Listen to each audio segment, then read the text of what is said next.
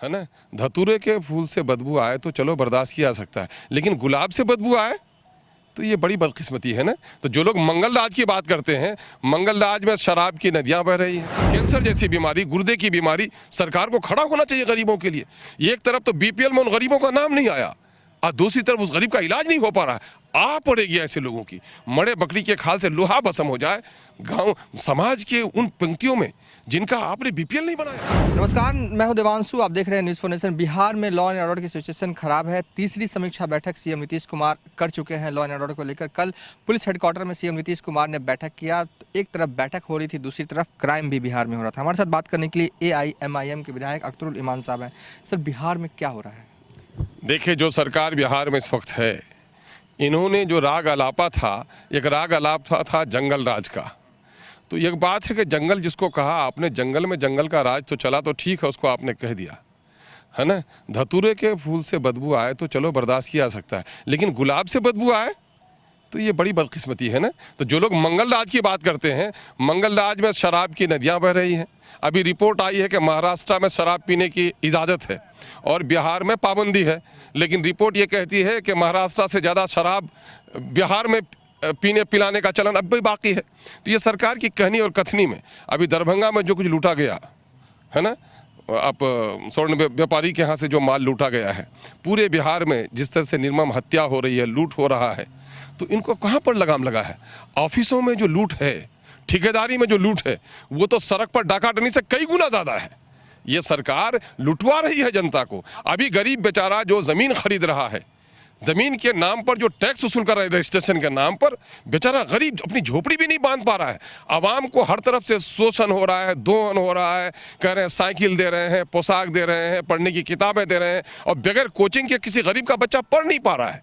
कह रहे हैं हॉस्पिटल में हम इंफ्रास्ट्रक्चर को तैयार कर रहे हैं, एक्सरे मशीन दे रहे हैं, रेडियोलॉजिस्ट को बहाल करा रहे हैं। देख लीजिए इनके हॉस्पिटल में क्या हो रहा है।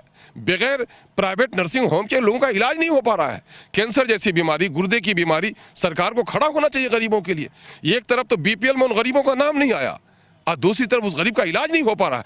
आ पड़ेगी ऐसे लोगों की, मरे बकरी के खाल से लोहा भस्म हो जाए गांव समाज के उन पंक्तियों में जिनका आपने बीपीएल नहीं बनाया, और आज वो इलाज के लिए आ रहा है तो कहीं से उसको पैसा नहीं मिल पा रहा है। कैंसर की बीमारी में तड़प रहा है लोग। तो सरकार तो हर तरफ विफल, हर तरफ क्राइम है साहब। क्राइम सिर्फ गोली और बंदूक और बारूद के जरिए से किसी लुटेरे को क्राइम नहीं कहते हैं।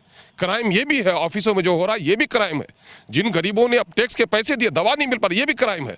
बच्चों को तालीम नहीं पा रही, ये भी क्राइम है। क्राइम सिर्फ चोर डाकू जो आते हैं वो तो कमजोर क्राइम है। सबसे बड़े क्रिमिनल वो हैं जो लोग एक के जगह पर 21 का एस्टीमेट बनाते हैं। एस्टीमेट घोटाला है इस सरकार में, करोड़ों का हो रहा है। आपने शुरुआती दौर में जब हमने आपसे बातचीत की तो आपने कहा कि जंगल राज कहा करते थे जो लोग, कहीं ना कहीं आप लालू यादव और तेजस्वी यादव को डिफेंड भी करते हुए नजर आ रहे हैं। नहीं, डिफेंड मैं नहीं कर रहा हूं भाई, मैं चूंकि ये उसी रास्ते से आए थे, उस रास्ते मैंने उसके मार्ग, जिस सड़क पे वो चल के आए थे उस सड़क को दिखा रहा हूँ। इसे किसी मार्ग पे चल के आए थे। मुझको किसी के डिफेंड का, सच का आईना हूँ मैं, सच्ची बात कहता हूँ।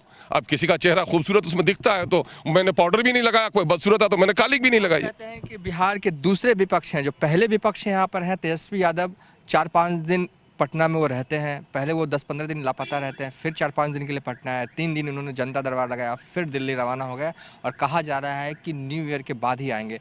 तो क्या इस तरीके का विपक्ष भी जिम्मेदार है बिहार की? भाई मैं कह रहा हूँ कि विपक्ष का मतलब सिर्फ विपक्ष का दल का जो नेता है वही नहीं है। विपक्ष का मतलब उनकी पार्टी भी पूरे विपक्ष में, उनके पिताजी बीमार चल रहे गायब रहते हैं। इसको लेकर बीजेपी कहती है कि पिकनिक स्पॉट मना रहे हैं बीजेपी। क्या कहते हैं वो, नूरा कुश्ती से मुझको क्या लेना देना साहब, ये उन दोनों से पूछ लीजिए उनको क्या कहते हैं। आपकी पार्टी का स्टैंड क्या है? जिस तरीके से तेजस्वी यादव 5 दिन पटना में रहते हैं फिर गायब हो जाते हैं। नहीं, सवाल ये पैदा होता है, मेरी पार्टी का स्टैंड ये है कि विपक्ष के जो नेता हैं उनकी अहम भूमिका सदन के अंदर होती है। बाहर का मामला है, विपक्ष में पूरी जमात उनकी खड़ी है, दूसरे लोग भी खड़े हैं, तो उसके जरिए से विपक्ष का मामला देखा जा सकता है। लेकिन यहाँ मामला ऐसा है कि ये सरकार किसी विपक्ष को सुनने वाली भी है क्या? तो वो बेचारा समझते कि कहीं मायूसी में गया होगा कि मेरा कोई सुनता नहीं है, लड़ाई लड़ रहा है। और दूसरा मामला ये है कि पिताजी उनके बीमार चल रहे हैं। मैं असल संवेदन व्यक्त करता हूं कि संवेदना है हमारी कि उनके पिताजी बीमार चल रहे हैं। मैं पिछले दिनों में उनके कई संगियों से हमारी मुलाकात हुई तो बोला कि भाई फैमिली को लेकर परेशान है। मैंने ये सुना है, अब सच्चाई क्या है भाई ये तो आप लोग जान हाँ, आज पाएंगे। डॉक्टर की रिपोर्ट आई है, किडनी ठीक है, जो आलम बताया जा रहा था बीते एक हफ्ता पहले, लेकिन अब थोड़ा स्वास्थ्य ठीक हुआ है। लेकिन कहीं ना कहीं मैंने जितनी बार भी आपसे बातचीत की है, आप तेजस्वी यादव, आरजेडी और लालू के थोड़ा सा सॉफ्ट दिखते हैं सर। अरे भाई सॉफ्ट हम क्यों दिखेंगे साहब, या हम उसके मुखालिफ क्यों दिखेंगे? वो भी बेचारा विपक्ष में, मैं भी विपक्ष में पड़ा हुआ हूँ और मामला हिसाब किताब सरकार से लेना है। तेजस्वी यादव तो को जरूरत पड़ेगी आपको, आपकी, तो आप क्या करेंगे? आप अब जो समय आएगा, कल अगर मौसम बहुत ज़्यादा जाड़े का हुआ तो जैकेट खरीदा जाएगा, और तो कल तो बताया जाएगा ना, कल के मौसम के कर दिया है। कल के मौसम के एतबार से फैसला किया जाएगा। अब मुमकिन है कि दूसरों को भी जरूरत पड़ सकती है। वो तो फिर वहाँ जरूरत पड़ेगी तो आप तो साथ रहेंगे ही नहीं। अब वो वक्त बताएगा कौन किस तरह से बिहार की जनता के साथ जो न्याय करेगा, है ना। तो बिहार की जनता के साथ न्याय अभी तो मौजूदा वक्त जो आ रहा है, चाहे वो अपनी वजह से या अपने संगे साथियों की वजह से, जो आशा जनता की थी उनसे, वो तो कहीं ना कहीं लोग जनता को जनता निराश दिख रही है। चलिए ठीक है, ये थे AIMIM के विधायक अख्तरुल ईमान साहब। फिलहाल अभी तक के लिए इतना ही। आप देखते रहिए न्यूज़ फॉर नेशन।